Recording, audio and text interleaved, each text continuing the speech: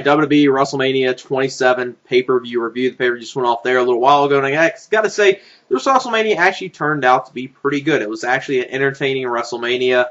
Now, is this going to be remembered as a great WrestleMania? No, it's not in the category of like a WrestleMania 17 or WrestleMania 19, and I don't think it was as good as last year's WrestleMania, but still there was good stuff on this WrestleMania. I think overall, from top to bottom, you saw some entertaining stuff on here with CM Punk versus Randy Orton. That was a very good match. Wish it would have been given a little more time, but it was good for what it was. Triple H and Undertaker had a damn good match with a no-holds-barred match. And even though we knew the streak wasn't going to end, they at least made you believe that Triple H had a chance to end the streak, even though we knew it wasn't going to happen. They did a damn good job making you at least think it could. And it was a very good match with Triple H and Undertaker. Easily the best match of the night.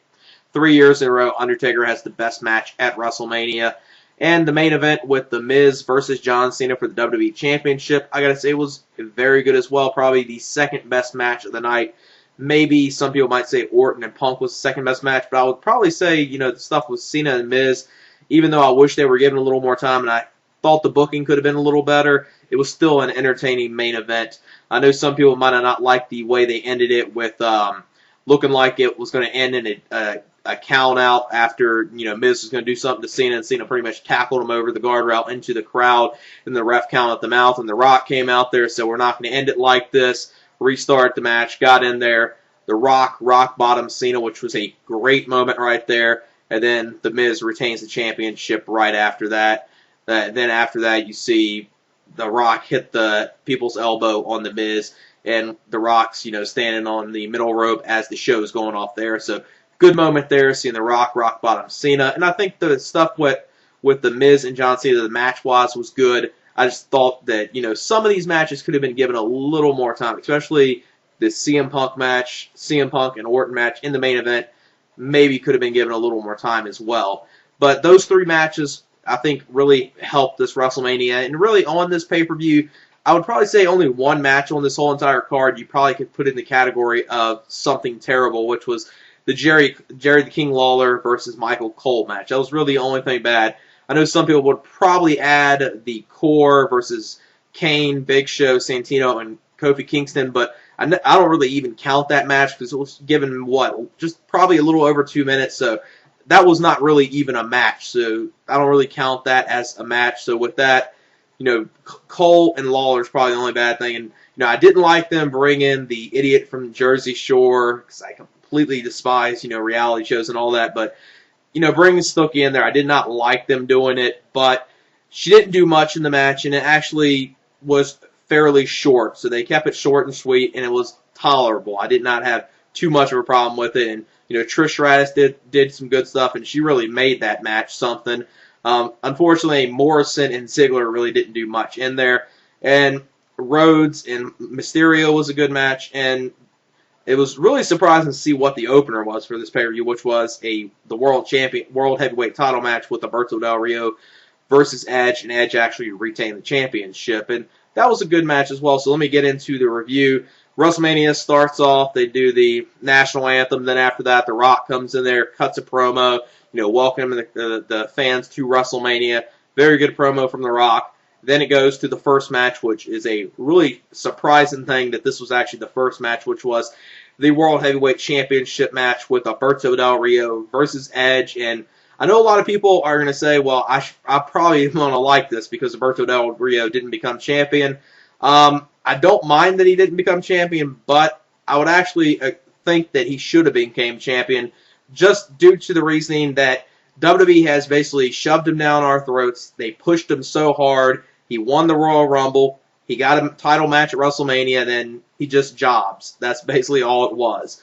But it wasn't a bad match with Alberto Del Rio and Edge. There was some good back-and-forth action in this match, some good reversals and stuff.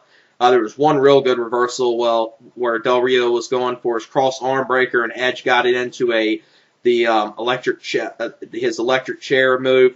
And just some good stuff in this match. And Edge wins this match after he spears Alberto Del Rio, and I would say about a 3 1/4 star match. Good way to start the pay-per-view, but like I said, Alberto Del Rio has been pushed so hard. this might have hurt him not becoming champion right here. Then after this, Edge goes up. There's Alberto Del Rio's car on the ramp, and him and Christian. Christian was out there the whole time in Edge's corner. They pretty much tear the car to pieces, scratch it, break the windshield and stuff like that, and that's the way that ends right there. And Alberto Del Rio basically crying that this happened to his car, so that's the end of that segment. Then it goes to the next match, which was Cody Rhodes versus Rey Mysterio, and I think WWE did the smart move in this match, which was they had Cody Rhodes go over. This was actually a pretty decent match with these two. You saw some good back-and-forth action, some good stuff with Mysterio in here. And they did one spot in this match where Cody Rhodes, well, not Cody Rhodes, but Mysterio took off the face protector that Cody Rhodes has been wearing, the face guard, put it over his mask, and basically started, destroying Cody Rhodes with it, headbutting him and stuff. And then Mysterio's knee pad, not his knee pad, but his ankle brace, Cody Rhodes took that off, and that played a role in the end of the match where Mysterio was going to a dive outside the ring onto Cody Rhodes. Cody Rhodes then blocked it by using the ankle brace to Rey Mysterio, and that's basically how he won it. He got in the ring, hit the crossroads to Mysterio, so Cody Rhodes won this match. Just like the opener, two pretty good matches to start the show off. 3 1/4 stars, I would give that, and I think WWE did the smart move right there. Mysterio did not need the win, so it was smart that Cody Rhodes got the win here. So good thing right there. Helps out Cody Rhodes. Mysterio doesn't lose anything from losing this match to Rey Mysterio. Then the next matchup was the 8-man tag, which I wasn't looking forward to this at all, but I think WWE did the smart thing here is make it very short, which it was very short. This was the Core versus Kane, Big Show, Santino Marella, and it was going to be Vladimir Kozlov, but they did something at Fan Access where the Core attacked Kozlov, and then Kofi Kingston took his spot, so Kofi Kingston took Kozlov's spot in here. And it actually, was turning out to look like it could possibly be something good. Started off, pretty decent. All of them at the beginning, very quick. All of them beating down each other. Kane chokeslamming another number of them. Kofi Kingston does a dive outside to Ezekiel Jackson. Then the match is pretty much over right after that. You see inside the ring, Heath Slater, Santino Marella goes for the Cobra, hits it on Heath Slater. Then Big Show hits his knockout punch to Heath Slater, with Big Show picking up the victory for his team. So this match was probably given maybe a minute and a half, 2 minutes, probably a little over 2 minutes.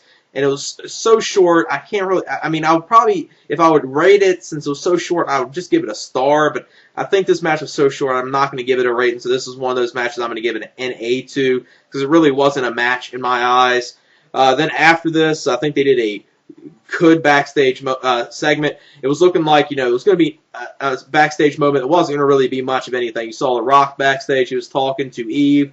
Then you saw Mae Young, and that looks like that was going to be the end of it. Then you saw something great, which was Austin, not Austin, but you saw Rock turn around, saw Stone Cold Steve Austin, had a couple words with each other, and just a good face-to-face interaction with them, shook hands with each other, and just something great to see there. Obviously one of the best WrestleMania feuds, The Rock and Austin. Just great to see they did something on camera with each other at this year's WrestleMania with The Rock being there. So that was great seeing that.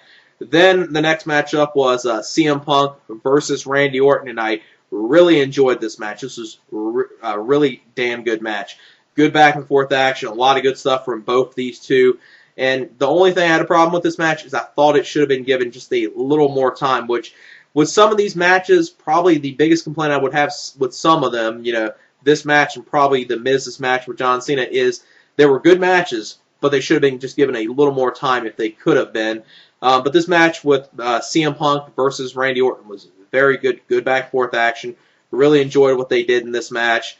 And Orton wins this match after CM Punk, he was going for a springboard, his springboard clothesline to Orton. Orton called him into the RKO, and Orton won this match, and I would give it about 3.5 stars. One of the best matches of the night, other than Triple H and Undertaker later on in the main event with Miz and John Cena. But this was a very good match with CM Punk versus Randy Orton. Then the next matchup was probably the thing I could have dealt with out, and this was actually the match that got the best build-up. I got to give WWE credit for this Michael Cole versus Jerry the King Lawler. Even though we all knew going into it the match was going to be terrible, they actually put a lot into this match. They built it up very good. They at least made you want to at least somewhat see the payoff to it. And I think they did a great job with the build-up. And, you know, Cole, he can play a great job. He does not even have to try to be obnoxious because he is. He just does a good job with it. He just plays it up even more with this character that he's doing, this, you know, very egotistical character. And I think he does know how to get some good crowd heat from the crowd. But the match was nothing. You know, Austin was a special guest referee. You saw him. He's stunned Jack Swagger in this match. And the match actually ends. I thought, you know, they would at least paid this off with Jerry the King Lawler hitting the pile driver onto Michael Cole, but actually that wasn't the way it ended. It ended with Jerry the King Lawler putting him into an ankle lock, and Michael Cole taps out. Then after this, you hear on commentary during this match, this is when JR came out there. JR from this match the rest of the night commentated the rest of the show. You heard out there Booker T wanted to come in the ring, celebrate with Austin, you know, pretty much have a beer party with him. Austin stunned Booker T. That was a good thing to do right there, because then they left that, and then he stunned Josh Matthews as well. So pretty much leaving it the rest of the night, you would have the classic duo of Jerry the King Lawler and Jim Ross announcing the rest of the show. Not announcing, but commentating the whole entire show after this. So that was good to see, at least that. And Jim Ross being back, I like to see. I'm glad they brought him back to at least do something at WrestleMania this year as far as commentating. And this Cole and Lawler match was nothing good at all. I would probably give it, I'll rate it probably about 1.5 stars, maybe 1 3/4 stars. Just wasn't entertaining, and it just dragged out. That's all I gotta say with that match. But then the next matchup was easily the best match of the night. This was Triple H versus Undertaker in a no-holds-barred match. The Shriek was on the line, obviously. And these two pulled everything out. I mean, they just did everything against each other. Triple H hit, I think, 3 or 4 pedigrees in this match. Undertaker hit one tombstone. Triple H beat the hell out of Undertaker with a chair in this match. There was a table spot. There was one spot where Triple H, he was going for the pedigree onto a table with Undertaker, and Undertaker backdropped him from the table to the floor. That looked very brutal, and just a number of good stuff in here. These two pulled everything out, and Undertaker, took a hell of a beat in this match from Triple H. Made it look like Triple H was going to win this match, even though we knew the Shriek wasn't going to end. They did a good job of making you at least believe Triple H had a chance of defeating Undertaker here, and pretty much out of desperation, Undertaker tried everything to defeat Triple H. Triple H went outside the ring. Triple H had a sledgehammer, brought it into the ring, and then Undertaker got him into the Hell's Gate. Triple H stayed in there for a little bit, and Triple H finally tapped out, and Undertaker wins this match, defeating Triple H via tap out right there. And Undertaker pretty much was banged up so much that he couldn't really even get up after this match. The paramedics and everything had to pretty much get him on something and take him to the back after this match. And just a very good match. And they did one part in this match where Triple H pretty much got emotional because he thought at one point he could defeat Undertaker and end the streak, and he basically got it in the corner and almost broke down and cried almost that he did not want to do this. And he was yelling to Taker, please give up, stay down, don't get up. He did not want to do this to Taker. And they did a good job playing that off too. And Undertaker, I think they did a good job. Taker pretty much tried everything with him. Then just out of desperation, they ended it with the Hell's Gate with him winning that way. I thought that was a good way to end the match right there. And I would give it probably 4 1/4 stars. Easily the best match of the night, and one of the matches I would say that you need to see this year from WrestleMania. Just a great match with Triple H and Undertaker. Then the next matchup was a match I was not really looking forward to, and I'm glad they kept it short. This was Dolph Ziggler and Laycool versus John Morrison, Trish Stratus, and Snooki from Jersey Shore. Obviously, in my predictions and preview for WrestleMania, I already went on my whole rant about how much I hate Jersey Shore and reality shows and stuff like that, so I'm not going to repeat that here. And I did not like the idea of WWE bringing in Snooki here, but WWE at least booked this in a good way. They made it short and sweet. This match was probably given maybe 5 to 7 minutes. The only thing I would have said they could have done here more was have John Morrison and Ziggler have had a little more in-ring action between each other. You really didn't see much of it. Trish Stratus pretty much carried most of the match. She was in there most of the time.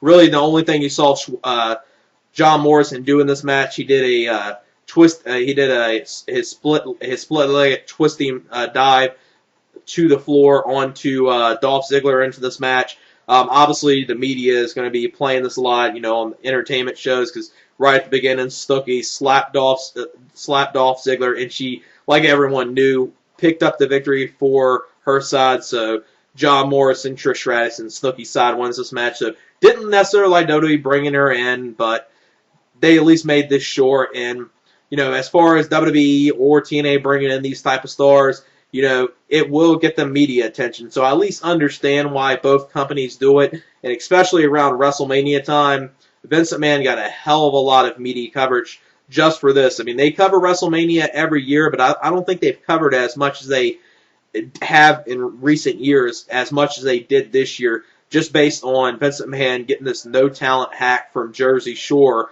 on a WrestleMania card and her actually in a match. So they at least kept it short and sweet, and it wasn't too bad. I would say it was at least a watchable match. I would probably give it about 2 stars. Then the next matchup was the main event. This was The Miz versus John Cena for the WWE Championship. These two had a very good match. Was really into it. Good back and forth action. A lot of good stuff in this match. Just really enjoyed it. Probably the second best match of the night, in my opinion, even though some people might disagree with that because of the way they kind of booked it. But I would still say the stuff they did in the match was pretty good. The way the match looked like it was originally going to end was ending in a count out, which would have been terrible if they did that. But we knew that wasn't going to happen. What they did at one point, The Miz was trying to do something off the guardrail onto Cena. Cena tackled him over it into the crowd.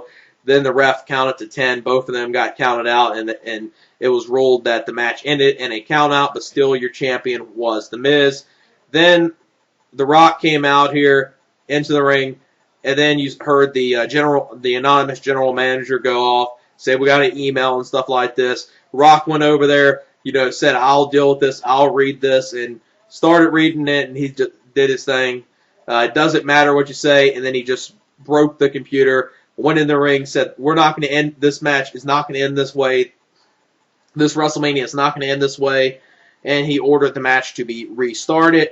And then Cena and The Miz get in there. The match ends pretty quick right after this. You see Cena and Miz in the ring.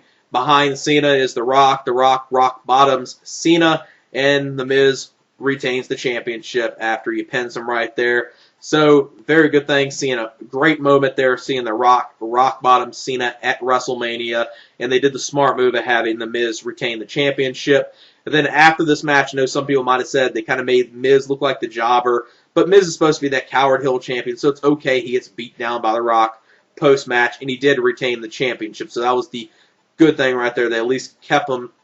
They at least kept the title on him. If they didn't keep the title on him, yes, I would agree. They made him look like a jobber post-match, but it wasn't bad. The Rock hit the people's elbow on him, and WrestleMania ends with The Rock standing on the middle turnbuckle, and that's the way WrestleMania goes off there. So that match right there, even with the booking there and some of that I will at least say could have been a little better in the main event, I would say match-wise it was still good, and I think they did some good stuff in there. We knew Rock was going to play a role in the match, and he did not ruin it. I think everyone knew he was going to play a role, and it was a good role. Seeing him come out there, rock bottom Cena, was something great. And I would give the match 3.5 stars. Overall, this WrestleMania, like I said, you had 3 good matches on here. CM Punk and Orton was good. Triple H and Undertaker was a great match, easily the best match tonight. 3 years in a row, Undertaker has the best match. And the main event with Cena versus The Miz was good as well. And really, the only thing bad on here was probably Michael Cole and Lawler. And I think most people knew that was bad. They at least booked the thing, even though I didn't like them bringing Snooki in from Jersey Shore. They kept that match short, and it was at least watchable match. the core match wasn't real. The match the core was in wasn't really a match, so I really don't even count that. And Alberto Del Rio, I think they might have made not the smart decision there and not made him champion. Even though I know some people are going to say, well, you didn't want him champion, which I will admit that. I didn't want him champion. I think it would have been way too early for him to be champion. But the way he's been pushed, for him to be pushed as strong as he was, basically shoved down our throats, won the Royal Rumble, went all the way to Mania, and he's the opening match, and he doesn't even win the title. That's not something good to do there, and it makes you say, what was the point of the whole entire push?